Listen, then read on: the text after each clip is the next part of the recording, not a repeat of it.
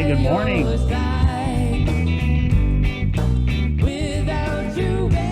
Good morning, Facebook Live. Welcome back to The Link. Brought to you by Pacific Point, Scavo Enterprises, ITD, and Jack in the Box.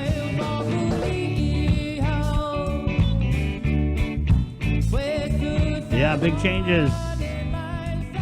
A big pivot in this rapidly evolving it is what it isnness.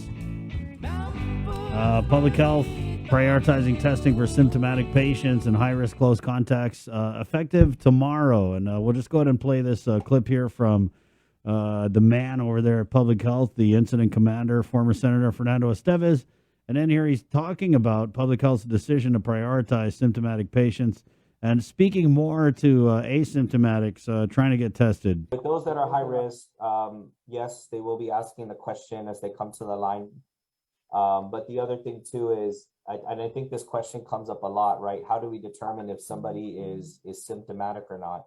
The truth is we don't, right? You don't. It's symptoms are largely reported subjectively, so, we hope that people are going to be honest when they come to get tested, whether they have an appointment or try to walk in. And if they're dishonest about whether or not they're symptomatic, shame on them. I'll just say it, shame on them, because they'll be taken away from somebody who may actually need that test in order to be identified and may need to get treatment that we may have. So, this is a community partnership, right? Public health obviously cannot do it by itself to try to keep everything going and keep the island open. So, of course, we rely heavily on the population and the people to work with us. And we hope that the honor system is still held true today. There you go. Don't hold your breath on that honor system thing. But anyway, so this starts tomorrow. Guys, they're prioritizing symptomatic patients and high-risk close contacts. And just again, we'll go over the symptoms for COVID-19. I don't know if they're going to be prioritizing the symptoms that you have, but basically the symptoms for COVID-19, fever or chills, cough, shortness of breath or difficulty breathing, fatigue, muscle or body aches, headache, new loss of taste or smell, sore throat, congestion or runny nose, nausea or vomiting, diarrhea. All right, these are the symptoms. So when they say they're prioritizing testing for symptomatic patients, those are the symptoms. Emergency warning signs, again, don't wait until it's too late. This is for the COVID, obviously. If someone is showing any of these signs, do not go get tested. Don't just go straight to the hospital, the clinic. Trouble breathing, persistent pain or pressure in the chest, new confusion, inability to wake or stay awake, pale gray or blue-colored skin, lips, or nail beds, depending on the skin tone. Okay, so this is a big change there, as you guys heard. Public health is going to be asking, are you symptomatic, right? And they're hoping that you're going to tell the truth. There's a big gray area, though, here that I think people are concerned about. It's that nobody is going to get tested for funsies, okay? Nobody's doing that. People are going to get tested because they're either in close contact with that's what I like to say, Mayor, funsies. They're going to get tested because they're in close contact with somebody. We had a dad who called up yesterday, didn't have any symptoms, but his son tested positive, and he wanted to go get tested to know his status, which is totally reasonable. That's what the whole thing's for. But obviously, in as much as the governor said that we were prepared for this, we're not. You know what I mean? We're not doing the monoclonal antibody treatments, which, again, the Regencov doesn't work so well against the Omicron, works good for the Delta. We reported 4 fatalities last night. These were all people who were tested in the month of January and then died. Okay, so we were told it's mild. I guess it depends on your definition of mild, right? So just do your part, be safe, and let us know what's going on there at the testing site if they are turning away asymptomatics starting today. We just got this yesterday, guys. It's routine for public health to drop out these huge changes like they did with the appointment only thing, kind of like the day before, right? So it is what it is. We need an is what it is tracker up here, right?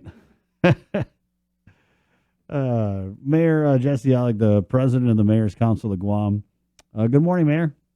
Good morning. Just trying to make sense of this is a big change, though, right? To prioritize testing asymptomatic patients because of a test kit shortage. Have you guys heard at the Mayor's Council anything about this test kit shortage? Do you guys have test kits? Do you do your own testing? Or are you? No, we don't have test kits, and well, I think we all knew about the test kit shortage at the same time. So we were given an opportunity to have test kits in the office, to provide it to each office, but I think the majority of the council decided against it, and there were various reasons. Some were, just simply because of liability. But honestly, if you've taken a test, have you taken a test from the home kit? I have not. Okay, yeah, it's real simple. It's not I can't. I mean, I guess there could be some liability if you're sticking a swab up someone's nose and you do something bad, right? But I mean, if they swab themselves, then I think that would have been okay, right? But yeah, so the council was given an opportunity to have test kits at the offices, and because the majority did not agree, we also agreed that no office would have it, just because you know how it goes. Well, you have it, but I don't, and then everyone starts to go line up, and then the whole issue getting out of hand, making sure that everyone's safe. I mean, if they came to PD and we have a service window and everyone lined up at in front of the service window, and so there's issues again, and then having to monitor all of that, and crowd control, so on and so forth. So that just kind of was just added duties that I don't think the majority of the council agreed to. And I say majority because there were certainly some mayors that were willing to host the test kits at their offices so that they can provide it. And so we try and do things by the majority simply because it's kind of better, all for one. Yeah, it's a thing. It's a thing. The majority, yeah, heard of it. Mayor, what I was where we got a bunch of comments here is if they're prioritizing the asymptomatic patients because of a test kit shortage, what does that do for your governor's mandate, which requires those who are the unvaccinated that they submit themselves to a weekly COVID-19 test? We also are hearing from some teachers that, if kids test positive, they need that negative test to return back to school. I can't say what, what, so there's a point of frustration sometimes, right? Because I mean, even yesterday I was having a conversation with several mayors, and they were talking about the response from those residents that were getting tested, or the lack of response, right? And we've heard it, you've heard it as well. But that's not what they're saying. That's not what the officials are saying. The officials are saying, well, residents are getting called back, and there isn't a problem. It's so ironic because how all this last week we had a status meeting regarding our senior centers, and of course one of my biggest issues is the Mangilao Center, because we cannot exclude the Mangilao participants in our plan. And it's important because we use the Mangilao Center for the monoclonal antibody therapy. Mm-hmm. And so my question was, so what do we do with those manamko at that center? Or how long will we continue to have the therapy center or therapy at the Mangilao Center? And of course, the response was that it should be, it should end shortly. End shortly because there were other alternatives coming to the island, and end shortly because there may not even be a need anymore, perhaps. But long and behold, it's not about that. There's a shortage, and so there's just different things. So you can't really answer. When you wake up every morning and you're alive and you're breathing, you thank the good Lord, and you move along. It's all downhill from here. That's what I think when I wake up. Oh, I'm alive. Oh, get ready. Here comes another day under COVID. Yeah, what can you do but laugh, Mayor? What can you do? No, exactly. Well, you know what? That's what I say too. It's like, man, why fight anybody? I mean, you do what's best for you, and within your realm, within your resources, within your means, and so be it. You'll be okay. On a brighter side, I want to say, because it's always this COVID stuff is always not too happy. So what do you got on the bright side, Mayor? I'm ready. I'm waiting for it. Well, don't, Chris. So one of the things, and we talked about it, our gift of family, and you guys, KOAM, I have to say, I don't think we've thanked you enough, because KOAM has been one of our biggest supporters in the gift of family. And our goal was 19 families. We have 18 now. And so we did give a status to our mayors last week about the 18, and we're so happy about it. And whether they came from a mayor's office or not, we feel that the campaign and through your help and social media, we were able to get the awareness out there and get people interested in asking how they can help. And so we're so happy that we have 18, as of last week, and we'll continue to push forward, simply because there's still a large number of children that need a home and who need some love and care. And we're very, very happy about the results so far.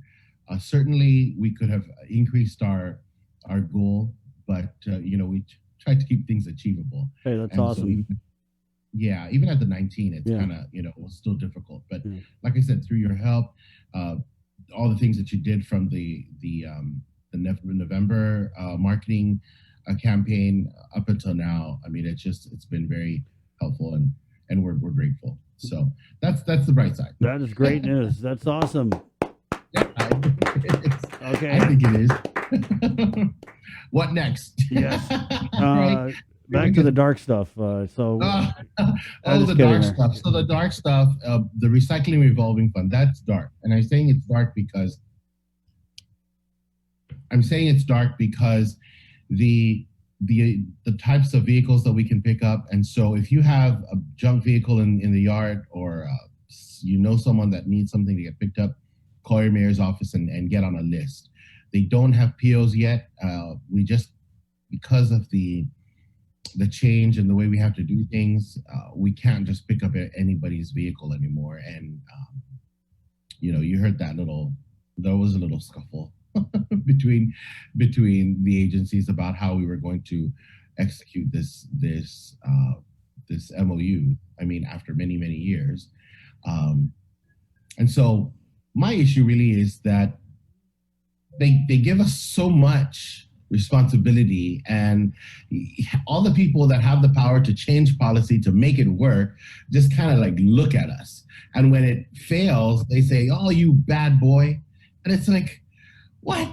Yeah, you guys are the ones, And so what is it? Okay, so like the AG's office, they knew we brought it up as a subject to kind of clear up so that the mayors are protected in the work that we do. And what are we doing? We're just clearing vehicles. We're clearing junk vehicles, abandoned vehicles on the sides of the roads. And yes, I've heard on the show many times how there are villages out there who are not getting picked up.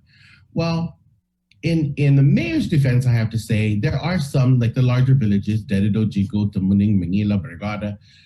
Those larger villages, there's a threshold in the PO, and we're trying to work that out. This year, they're granted $50,000 so per vendor, which is a significant amount, more than half from last year.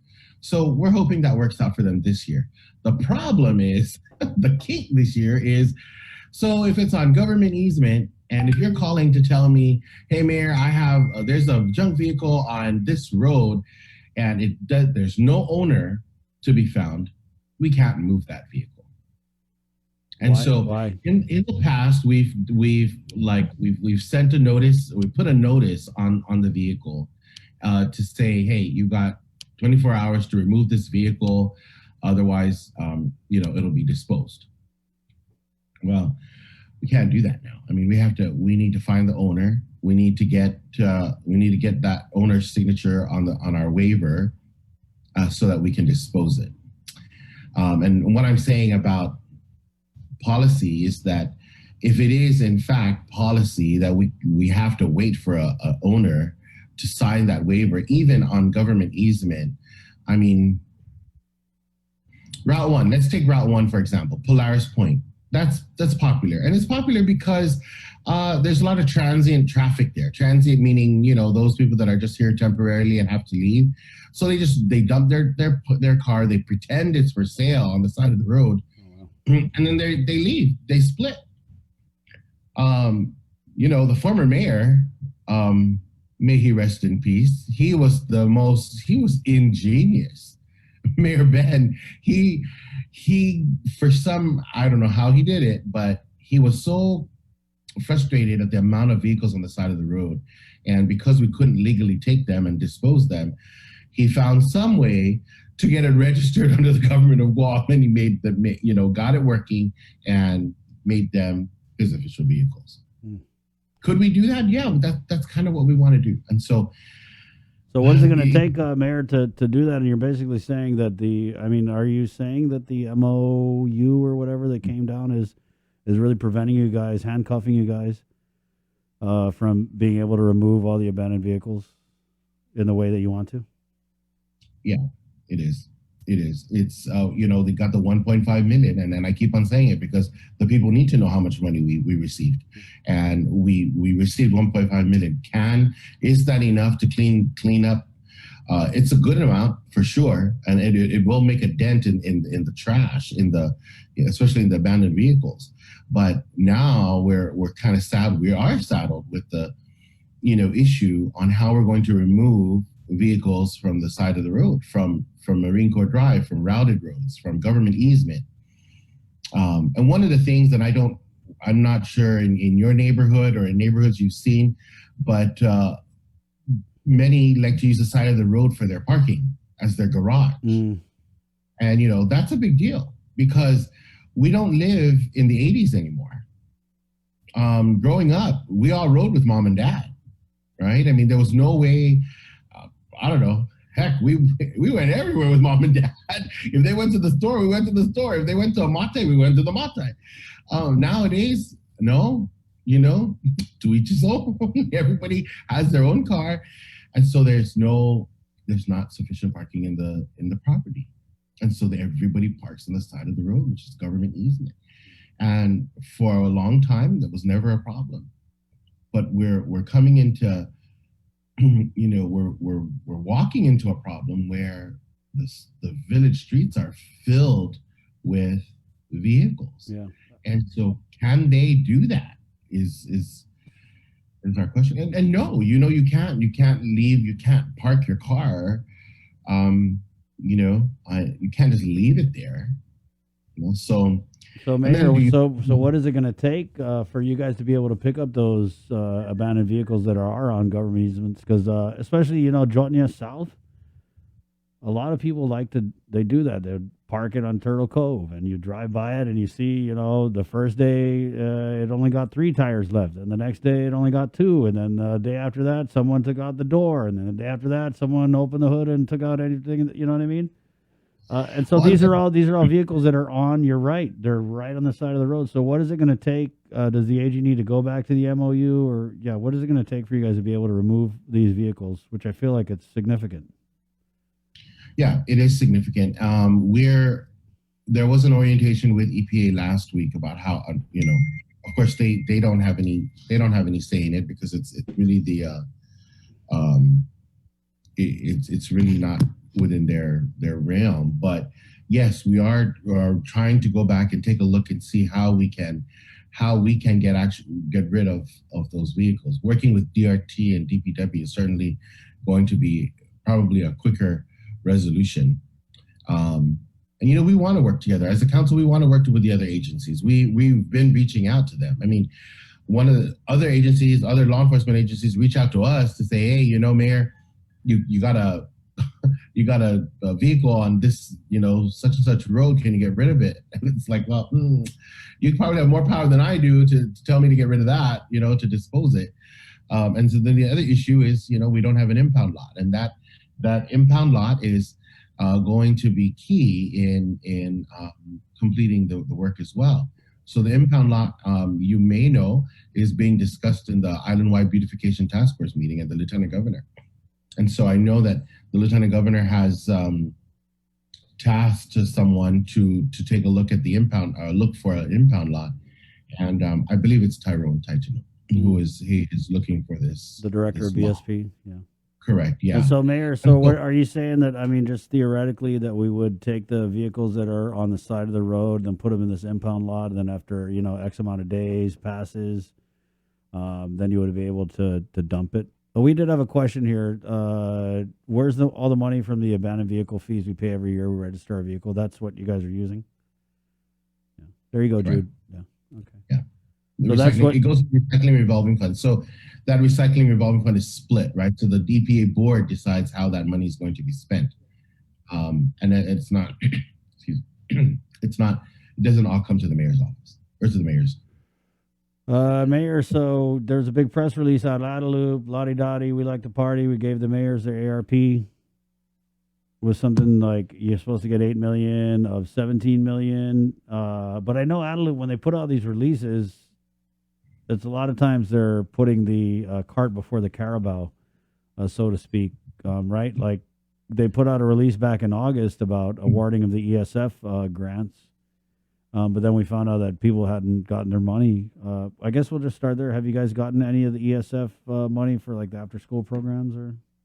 No, we're ready to go. We actually have, most of us have our plans in place to execute. And so, no, we have not yet received any money from ESF. We were supposed to turn in a report last week by the 20th.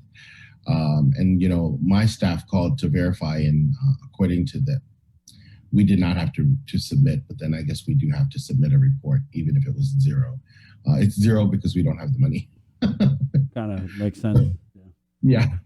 So no, there's nothing on the ESF. On the Damn, but they put out that press release 4 months ago, Mayor. What's that about?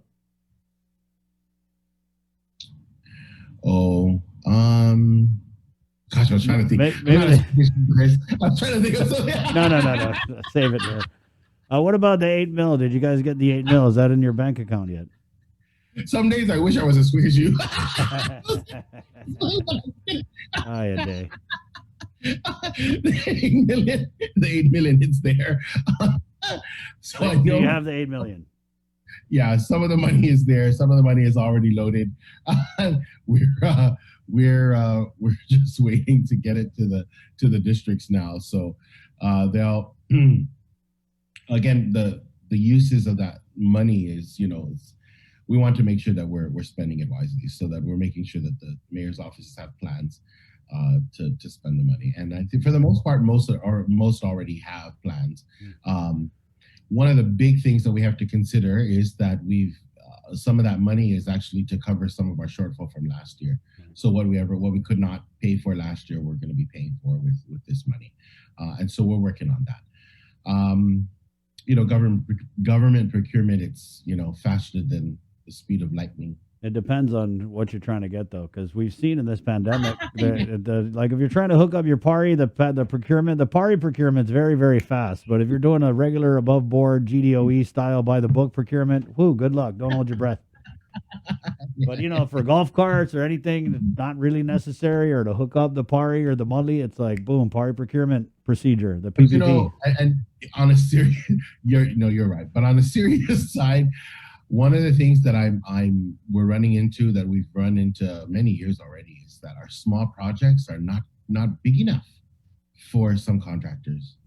So that's a big deal for us, because we don't have the millions of dollars that other people have. When I say that, when you think about PD, who wants to do a $25,000 job? I mean, you have to be a licensed contractor, and what licensed contractor is going to want to do that? And I'm saying that because I have a proposal out for a project, and it's kind of like, hey, I just thought about something. It's kind of like fishing in Tupungan Bay like 10 years ago. You cast your reel and nothing comes, and nothing bites. But if you cast your reel out there now, something's gonna bite. Right. But you better make sure you're catching the right fish. So you're saying a lot of these like smaller projects where it's not necessarily like build something from the ground up, but can you renovate some stalls in our bathrooms. You're having a hard time getting people to.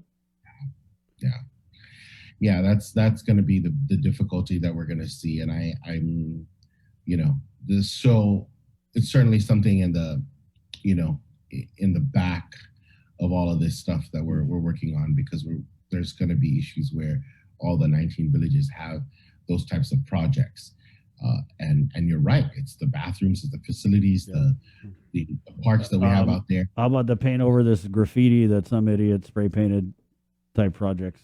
Those two. Well, the paint, the graffiti.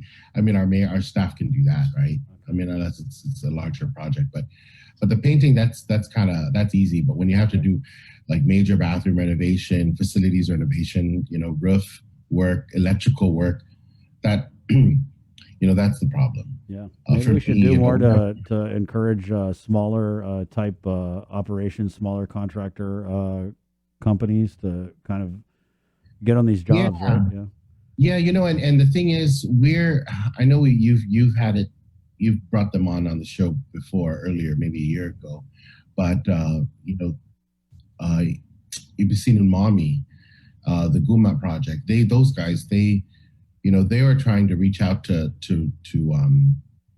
residents, those small home businesses, to register and to become actual businesses, and that could actually help. I mean, if we, and then their project, quite honestly, Chris, their project of like an Angie's List type of thing, that would work too, right? For us, for our purposes, because if we could,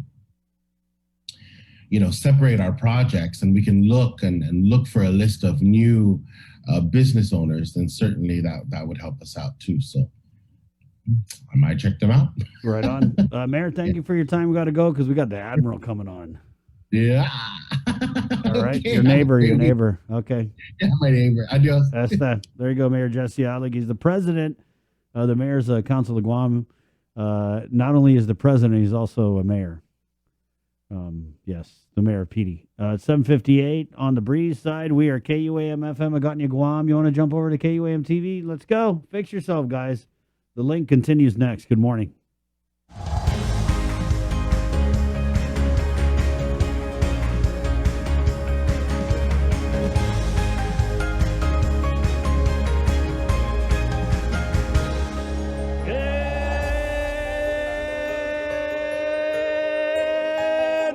Guam. Right on. Good morning, Guam and beyond. Facebook Live. Good morning, KUAM TV. Good morning on you.